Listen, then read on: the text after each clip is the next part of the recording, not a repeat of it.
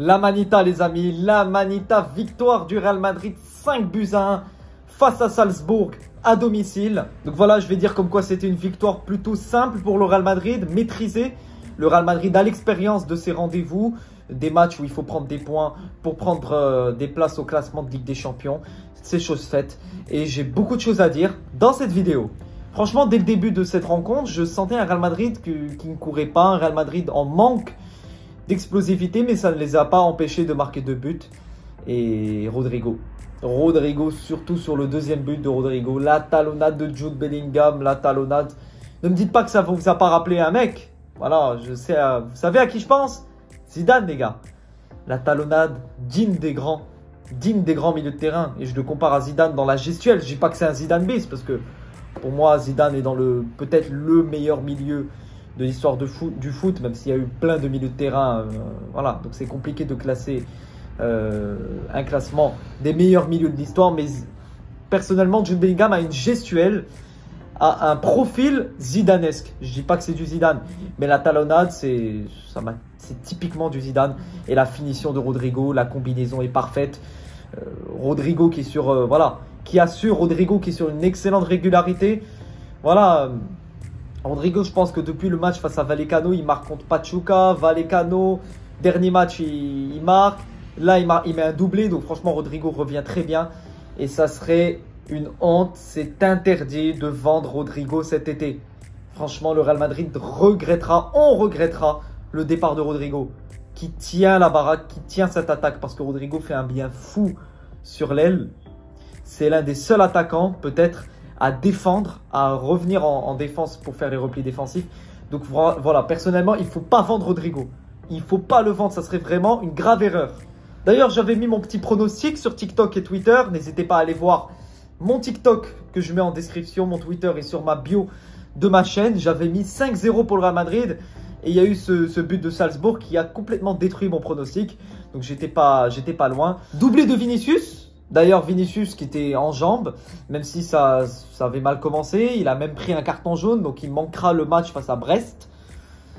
Je ne vais pas dire que Vinicius déstabilise l'équipe, les gars, mais j'avais pas senti la même structure de jeu que face à Las Palmas. Je m'explique, certes, j'avais dit qu'il y avait un manque d'explosivité, mais même dans l'attitude, je ne sentais pas un Real Madrid qui était là, qui était prêt à en découdre dès le début de match. Voilà, c'était vraiment des buts à l'expérience, le Real qui voulait mettre.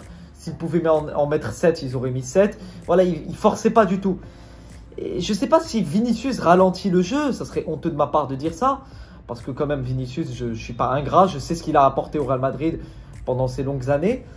Mais quand tu compares ce match au match face à Las Palmas, tu sens que quand même sur cette aile gauche, il y a un petit souci. Il y a un petit truc qui cloche. C'est pas la même, c'est pas la même charge, la même puissance sur cette aile gauche qu'on a pu voir face à Las Palmas. Rodrigo et Mbappé qui dominaient cette aile gauche. Là, Vinicius, peut-être c'est une question de profil. Vinicius qui n'a pas le même profil. Vinicius qui est plus un ailier qui rentre dans la surface, qui est un ailier dribbleur, comparé à un Rodrigo qui stabilise son aile et un Mbappé qui rentre sur son bon pied. Et d'ailleurs, Mbappé, il prend moins le côté gauche, il va plus dans l'axe. Mais c'est plus une question de profil, je pense. D'ailleurs, en parlant de Kylian Mbappé, j'ai pas trouvé un Mbappé extraordinaire. Peut-être que c'est un manque de motivation. Ce match n'était pas, je vais dire la vérité, c'était plutôt un match pour soigner les stats. C'était pas un Real Bayern, c'était pas l'engouement d'une demi-finale ou un Real City, un Real Liverpool, vous voyez. Mais c'était un match intéressant, un match, il fallait le gagner parce qu'on n'était pas très bien classé. D'ailleurs, je vous mets le classement juste ici. Comme vous pouvez le voir à l'écran, le Real Madrid remonte au classement. Le Real Madrid, en cas de victoire face à Brest, pourrait encore plus remonter au classement. Quitte à prendre la 10e, voire la 12e place des barrages. Est-ce que le Real Madrid peut remonter jusqu'à la 8e place? Je pense qu'il y a 0,001% de chance d'atteindre cette 8e place. Il faut vraiment miser sur un faux pas de 8 adversaires combinés pour qu'on remonte à la 8e. Donc pour moi, le Real Madrid peut espérer que les barrages. Mais, comme vous pouvez le voir dans ce classement, ça serait intéressant que le Real Madrid monte encore plus dans ce classement pour avoir un tirage abordable pour les barrages. Sans surprise, Valverde qui avait commencé latéral droit dans ce match, de par la suspension de Lucas Vazquez. Je trouvais un Valverde voilà, correct dans son registre de jeu. On lui a demandé d'occuper ce côté latéral. Il l'a occupé. Donc voilà, je trouve qu'il n'a pas fait un si grand match que ça parce qu'il n'était pas à son poste. Mais son but, c'était d'assurer ce côté latéral qui était vacant de par la suspension de Vasquez. Revenons sur Jude Bellingham, les gars. Je trouve qu'il a fait un excellent match. Voilà, double passe décisive pour Rodrigo. Très intéressant, Jude Bellingham. Très stabilisateur de ce milieu de terrain. Voilà, il était un peu partout. Il fait le travail. Voilà, c'est un milieu stabilisateur. Tu compares Pedri à Bellingham parce que je l'ai vu. Hein, je l'ai vu sur Twitter et sur les réseaux que ça commence à comparer Pedri à Bellingham. Certes, c'est pas le même registre de jeu. Pedri, c'est un magicien. D'ailleurs, j'ai pas parlé de Pedri dans mon débrief de ce Benfica à Barça. Mais c'est l'un des grands acteurs de cette victoire de Barcelone. C'est Pedri, qui est extraordinaire.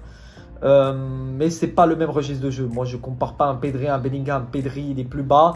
Bellingham, il est plus haut. Certes, c'est deux milieux de terrain, mais complètement différents sur le registre de jeu. Ce que j'ai trouvé intéressant, c'est Carlo Ancelotti qui fait rentrer les jeunes beaucoup plus souvent. Je ne sais pas si on lui a mis la pression sur le fait de rentrer beaucoup plus les jeunes.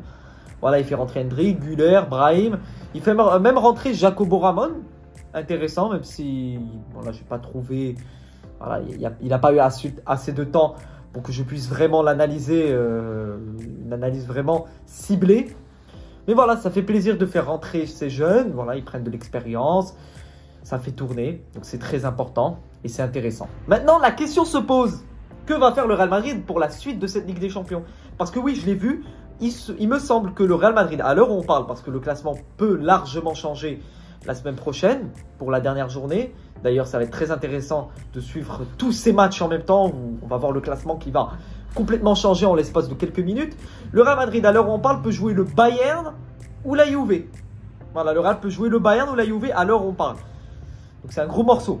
Voilà, j'espère que le Real Madrid doit battre Brest la semaine prochaine pour prendre des places et pour avoir un tirage beaucoup plus abordable. Donc je disais la question, est-ce que ce Real Madrid va monter encore plus en puissance en Ligue des Champions? C'est la question. Franchement, je ne sais pas.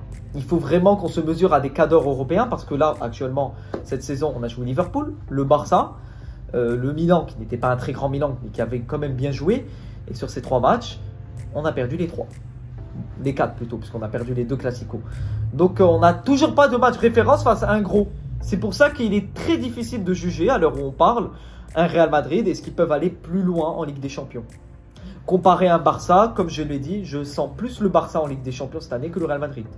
Alors que le Real Madrid, je pense que la Liga est beaucoup plus abordable que les autres compètes. Comparé au Barça qui a pris beaucoup plus d'écart en Liga. Alors qu'en Ligue des Champions, ils sont bien partis. Donc c'est là où je me dis, est-ce que le Real Madrid tout va se basculer après le barrage et voilà, on fait table rase du passé, on oublie ce qui s'est passé. Et ça sera comme une nouvelle saison en Ligue des Champions et on oublie tout ce qui s'est passé. Soit ça va être encore plus compliqué si on touche un gros en barrage. On va voir ce qui va se passer les gars. Donc voilà les amis, j'espère que ce débrief vous aura plu. Voilà, on se retrouve ce week-end pour cette journée de Liga. Real Valladolid, Real Madrid. Et on se retrouve également la semaine prochaine pour Brest-Real Madrid qui sera la dernière journée de la Ligue des Champions. Et sur ce les gars, à vie pour toujours. À la Madrid, in adamas.